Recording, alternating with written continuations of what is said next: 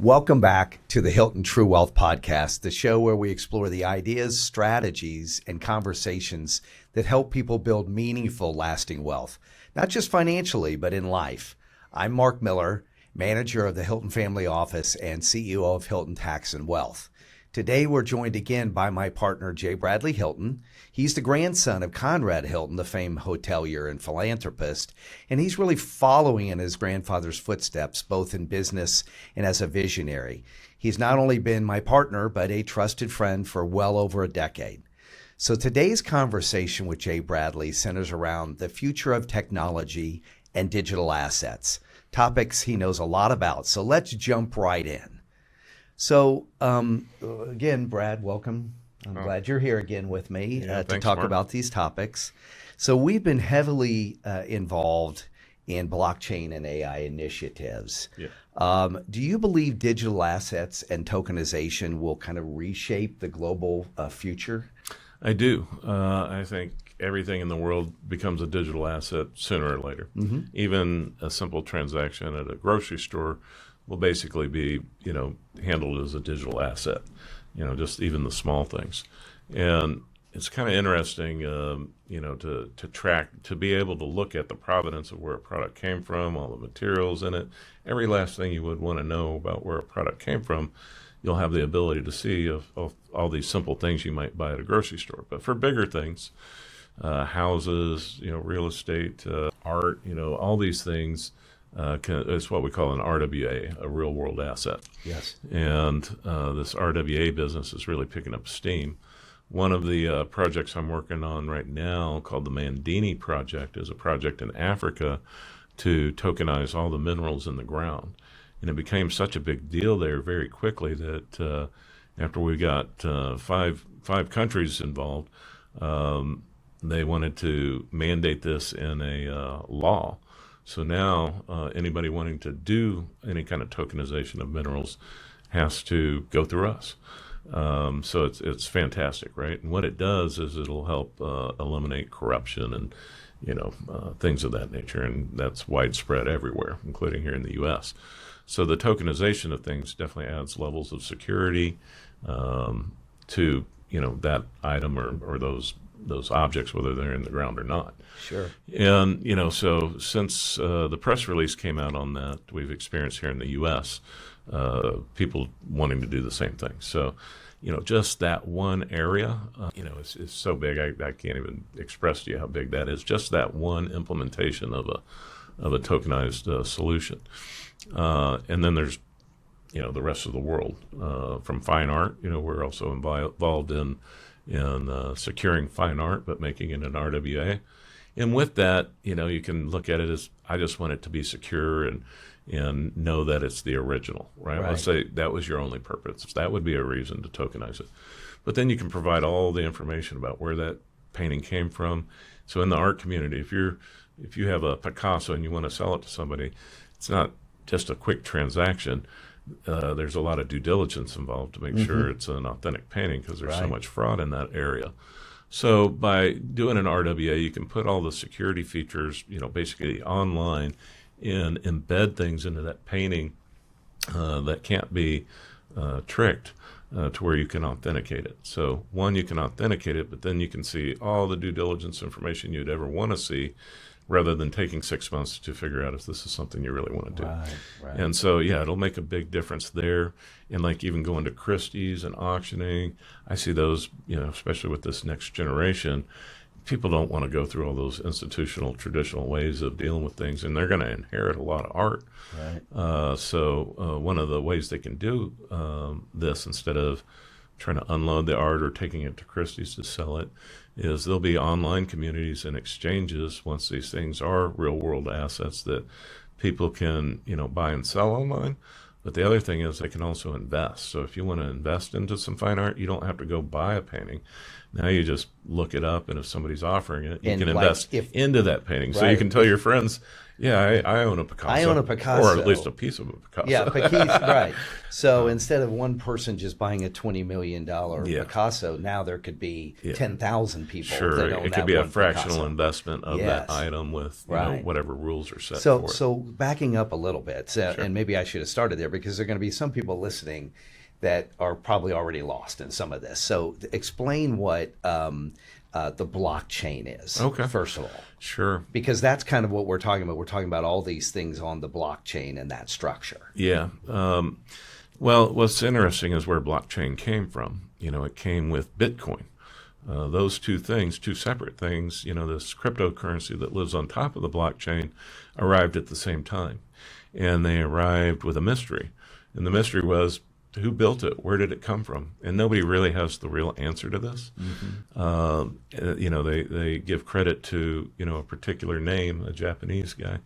And Most likely it's not that Japanese. no, the technology and the widespread, you know, servers that are necessary to support this, and you know, just the whole functionality would almost require two nation states to get together and build this over a number of years and then unleash it and keep it a secret. Yeah. So it's been kept a secret, but it appeared one day. You know, the blockchain and Bitcoin wasn't there one day and it was there the next.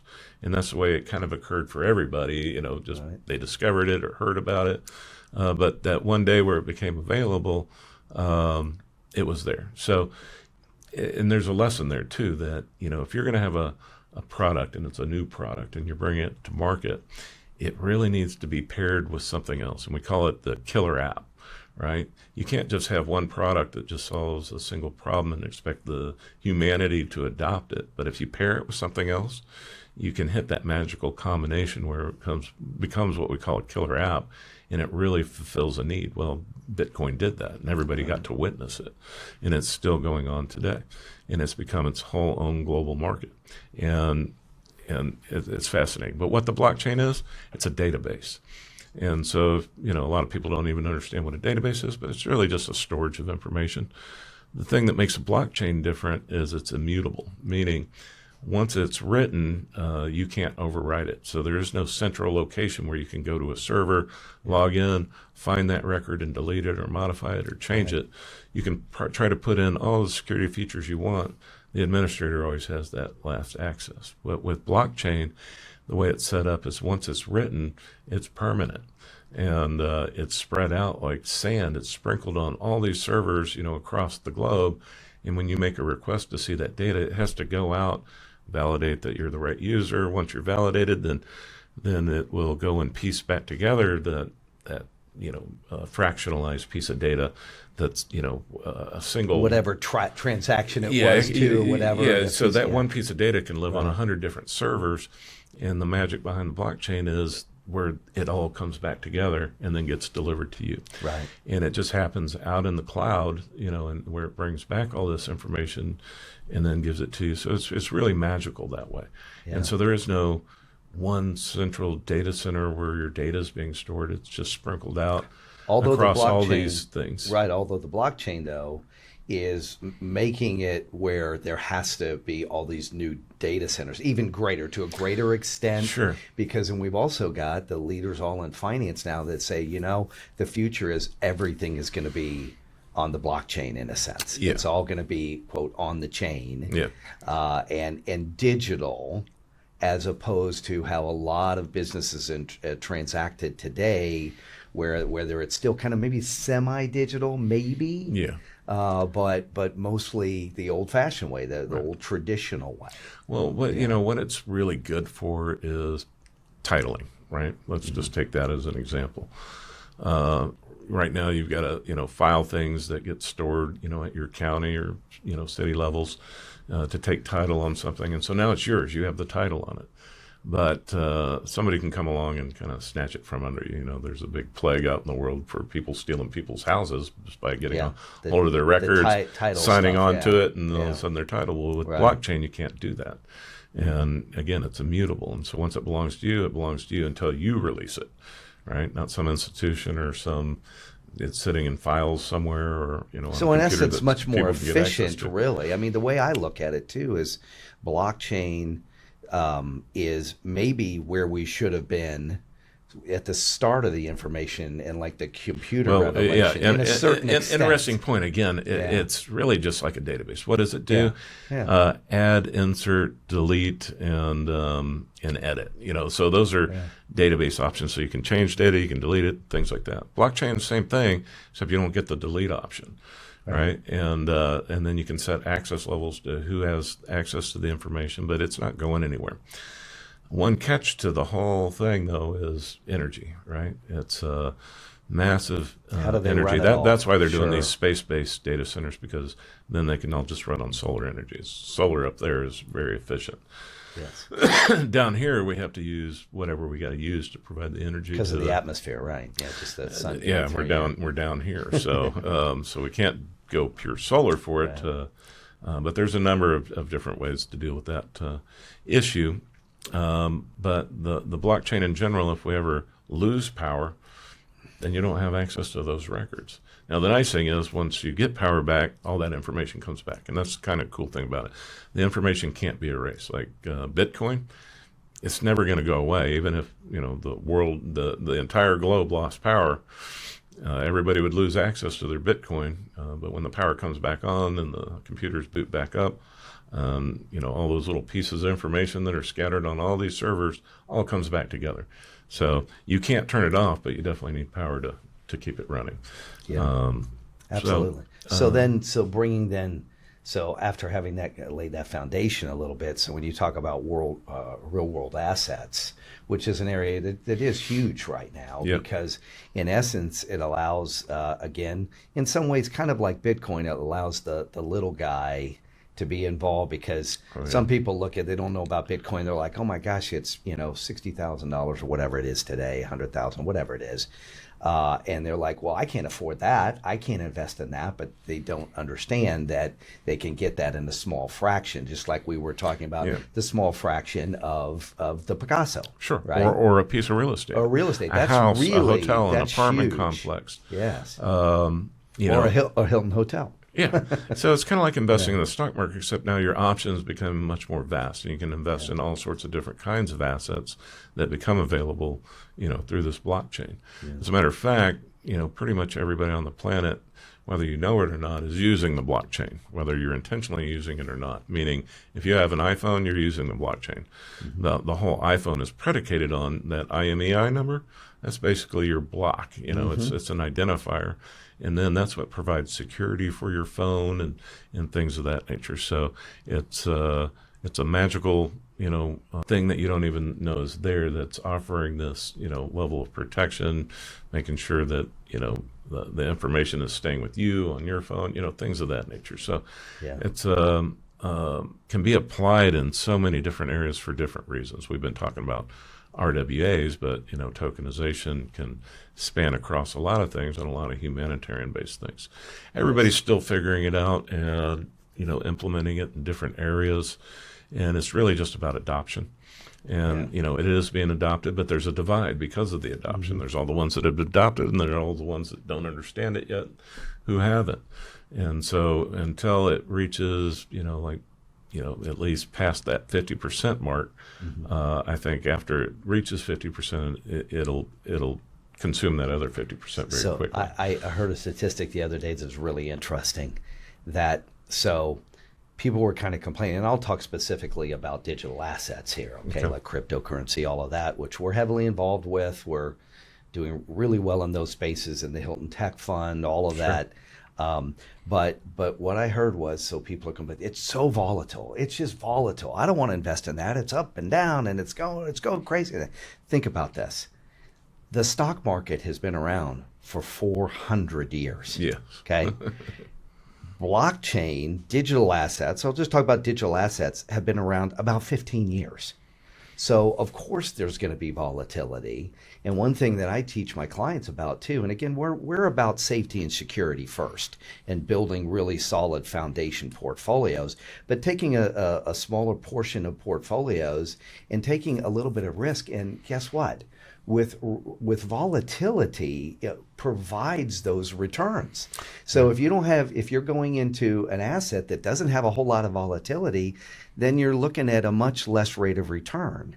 So an asset like Bitcoin or cryptocurrency or something like that, yes, there's a lot of volatility, but guess what that tells us? Sure. There's a lot of opportunity. Yeah. So exactly. And it's still in its infancy. Blockchain is still massively in its infancy, And if, for those out there that might be listening to us, you haven't missed the boat. No. Because we're really in the infancy of these new cutting edge technologies. Pretty much across the board, with the exception of quantum stuff, we're still cavemen, and we're just at the beginning part of the cave, looking out at the world, going, "Oh, there's a lot more to it than just this cave."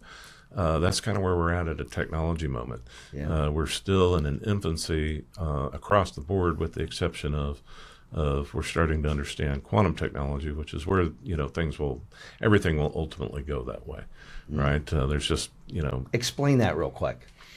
Well, quantum, that's kind of it's a mysterious thing, right? Nobody truly understands how it works. It's definitely has some spiritual aspects I know to how it. it works. I watched that show Quantum Leap that used to be on quite a while ago, so I know There you exactly go. how it works. Now, what it'll mean for technology and humanity is pretty fascinating. When you go to stream something or watch something on, or download something on your computer, it can take a while, right? Mm-hmm. And that just depends on how fast your modem is, how fast the bandwidth is.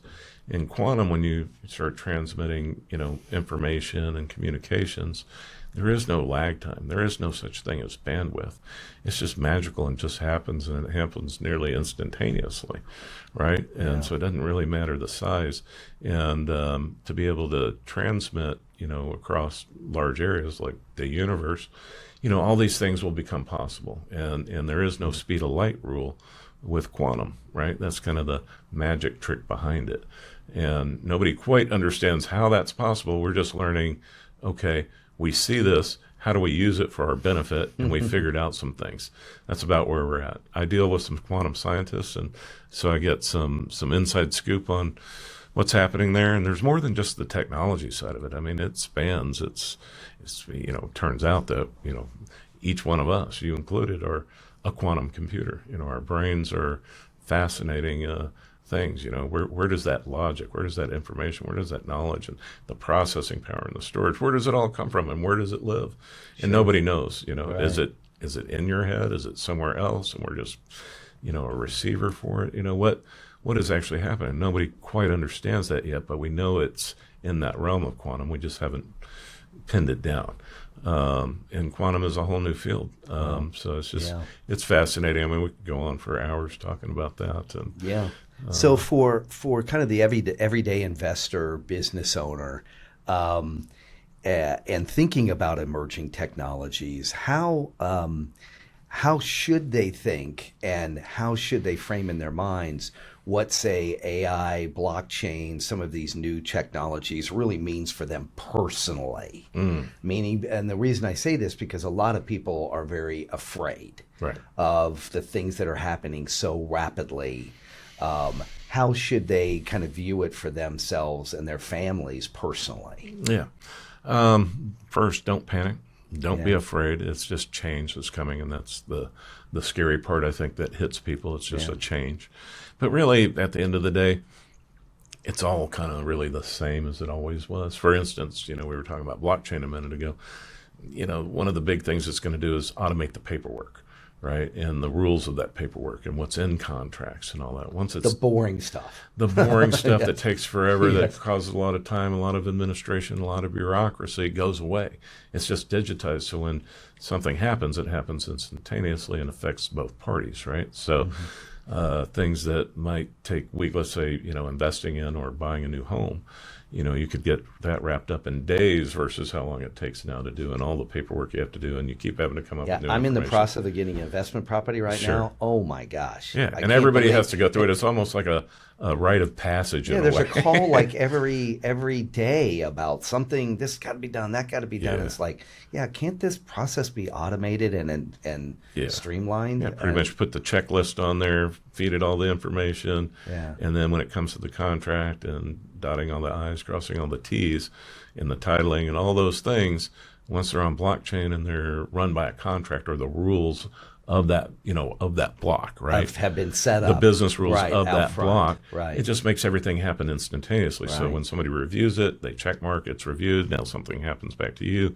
You check mark it, it's done. You don't have to, wait for something to come into the mail or go into the office. So it's just the efficiencies of it. And I call all that, all the things that you have to do, friction, right? So if there's one thing about me that I'm trying to solve, is take friction out of everybody's life. It's the thing that causes stress and all these things that you don't realize of what friction does to people, and we have to deal with it from the moment we wake up. Mm-hmm. The moment you have to pushing a button is a form of friction. And what I mean by that, instead of just walking and talking and enjoying yourself and relaxing, being in conversation stress-free, and yes. connection with people, we're all about the machine and getting to it, logging in, checking our email, doing all those things. Every bit of it's just friction. That's where AI is going to become important, because we can just have the conversation with our own AI that'll take action and do all these things, right. On our behalf, to assist us to where we don't have to experience the friction. Meaning you'll be less stressed, you'll have more time. Our time slice for people's daily lives, especially if you get married, have kids, all those things, your time slice to your availability of time to do anything for yourself becomes very limited. And I've noticed that. I've noticed it in my life. And so I have a mission to Sure. help remove friction, to give people back time, to take the stress away. And that all impacts health and that's things part of of that the nature. interesting. That's kind of what we've done TrueWealth for, because TrueWealth is about really trying to take friction out of your life too, and learning new techniques and learning Sure. from people that we're going to have and different episodes we're going to have to try to get some better life balance and just get a little bit more. What I do and say is to get to the where you can Right. just I'm still relax. waiting for that Yeah, moment, still right? waiting for that moment. Because I'm so involved with all these things. And we'll not be totally to that, Yeah. but trying to get further towards where we're trying to get less friction in our lives and take a little stress out of it. So we're hoping some of these technologies, and I wouldn't say And hoping, AI and it will. blockchain, they all apply Yeah. to that, Yeah. and it really comes down to the human at the end of the day. Otherwise, what is it all really about? Yes. It's got to make your life better and easier, not more difficult and complicated and take more time from you. And that's what's been happening. I mean, we have so many options now for everything, all the things you can stream or do or apps that you can go to, but it's taking away from your connectivity with other people is what happens. Now, Yeah. social media has a way of connecting people, and it's fantastic that way. And people that use it and can be free with it and not bogged down by it, they can Because benefit it has its negatives too. Sure. Some severe negatives that need to be watched out for. Absolutely. So something that just popped into my head when we were thinking about this, because, and again, I've had a lot of people that I've worked with, clients that are just leery of these new technologies and all of that. But when you think about it, what's happening now is another major revolutionary cycle that we're going through, and we've gone through it through all human history. But let's just go back a little bit in the past, and let's go back to the Industrial Revolution.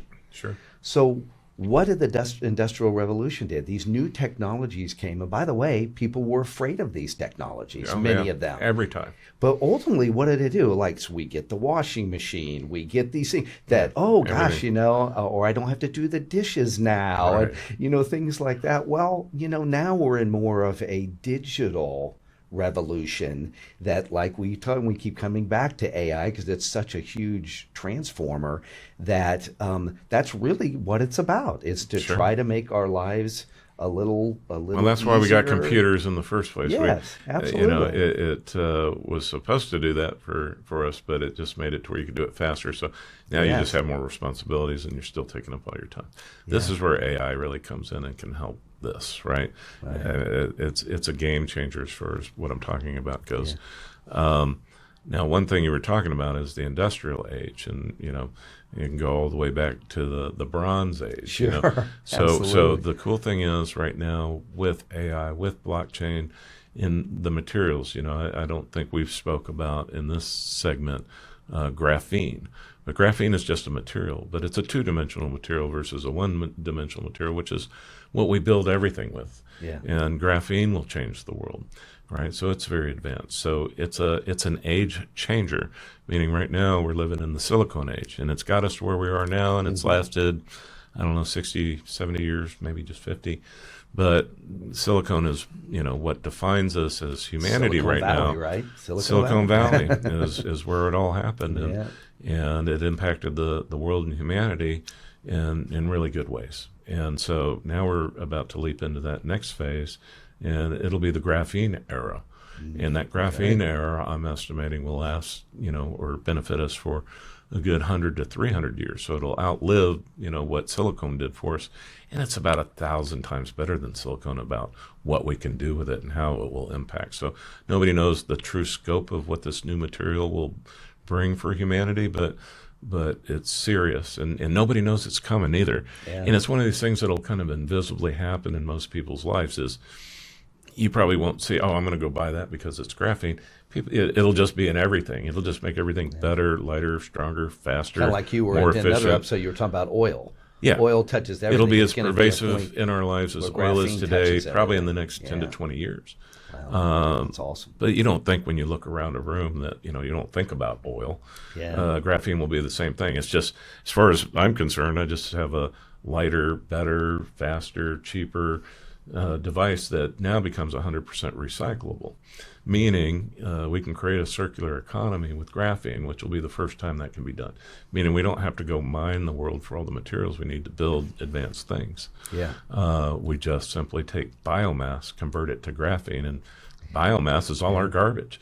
Convert that to this advanced technology and build the next computers, the next cars, the next medical devices, everything. And with the graphene. next episode, we're going to go in depth on graphene because it's very We should. It's fascinating. so important. Yeah. People are waking up to it, and that first mover advantage situation that everybody always would like to have.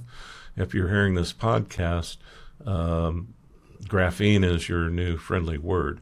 And just to explain it real fast, graphene comes from graphite.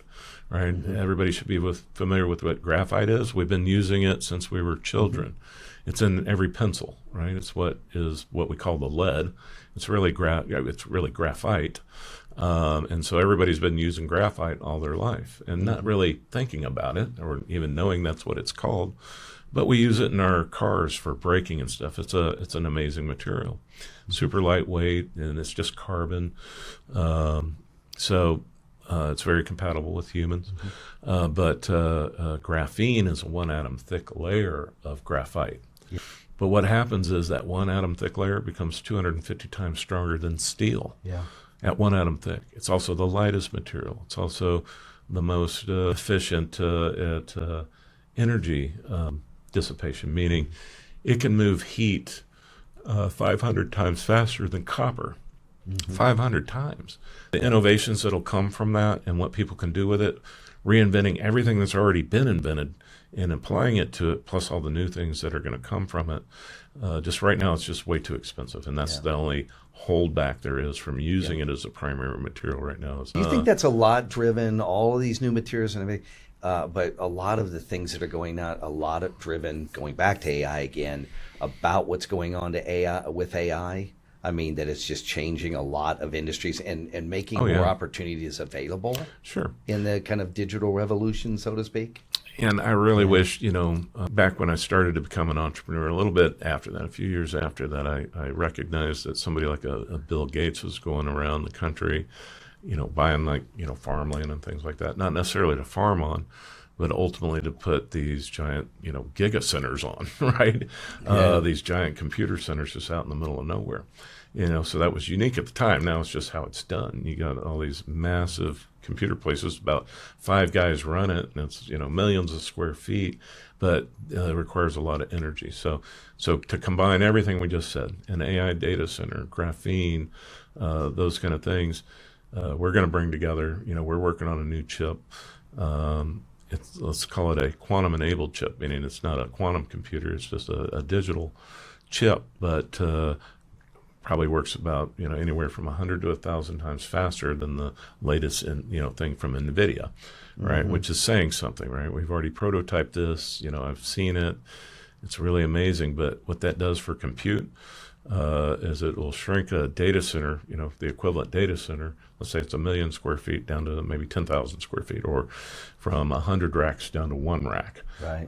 And the energy amount that you're using on that's even lower than the chips you'd use today. So, so it kind of addresses so many problems at the same time, but gives us that extra horsepower to run AI and have it be more responsive. Compute power, how fast can it process and go out to the data and get it, bring it back and deliver it back. Right. That's all it is. It's garbage in, garbage out. So depending on what you're asking, if you're asking, not such a good question, you might get really bad results.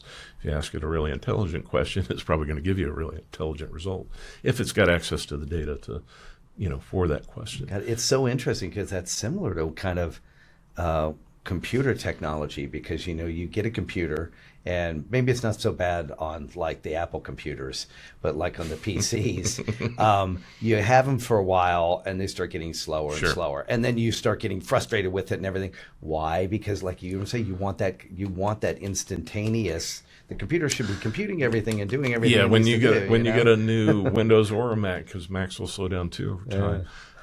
And what I do is I just go create a new user. I have to, it's just a big maintenance thing, but I start fresh all the time, just because if I feel like it's bogging down or anything like that, I'll just. But for the AI, it's but the experience of it slowing down, it gets to a point all of a sudden where you notice it is where the friction comes. Yes, and there's the delay and the frustration and the stresses that come with having to waiting for an answer. And you have to sit there. You can't just go off and do something else. You want to get your answer and then go do it. So if it's instantaneous, it's in conversation. If it's not, then it's friction. And so, AI companies are solving this problem to have it to work and they'll use the AI to solve the AI problem. That's probably that's what I'm doing now with a lot of things, right? So the AI can definitely help you build AI, right? So. All this stuff is really amazingly interesting. And if people are looking to make money and invest in these new technologies, what might you say are the main areas they should be really focusing on? And how should they do that? It just depends on their window of when they would expect a return and why you're making the investments. Like for graphene, for instance, it's taken 20 years to get to here, and it's still super expensive because of how it's produced. And so the wide adoption isn't there yet, but it's coming. And as soon as we can implement, our new patented technologies to go straight from biomass to graphene without all the energy suck that it usually takes, we can lower it from $250,000 a barrel down to maybe $2,000 a barrel. Well, with all these technologies, and I was just saying, how can somebody invest? And one of the things the investment side. So sure. So it just depends how long. So investing into graphene, definitely you'll see most likely huge returns in the, let's say, a 7 to 10 year period, right? So if you're a longer term investor and invest in graphene and can hold on to it, now would be the time to look around for those graphene companies, because again, it's like any other new industry. A lot of small players will come in and start innovating and doing great things, and then a consolidation event will happen, right? So if you're early on and you can participate in all that, great wealth can come from that. And same with AI, same with blockchain. But there are a lot of people going after the same thing, right? And it's going to come down to the people. How good of salespeople they are, and getting their message out to the world and getting people to adopt. So with technology, there's just risk, right? Because you got to wait for something to develop for what you invested into. You got to hope, that once you release it as a product, that it's something that people want, right? And if it's not, then it might be a bad investment. If it is, it might be the thing, that it might be the Apple, you've been waiting for, and you got to take a ride on that train. So, it's hard to predict, but I do know what we're doing. If you want your money to be safe, you want to invest into technologies and things like that, come talk to us, definitely, because we pay attention to all these things. I'm involved. And the Hilton with all Tech these Fund companies. kind of a product of us trying to figure out a way that we can help people tap into these technologies without having to be the experts on every technology. Doctors, and be able lawyers, to make family money offices, long-term. individuals, that want to be involved in getting these things. They just don't have the time to manage it, understand it, make the trades, whatever it is that everybody else is participating in. A lot of people just don't have the time to do it. Sure. So, along with the tech fund, we also have an AI, and we think of it as an AI assistant to help people like getting into crypto to where they don't stumble and fall out of the gate.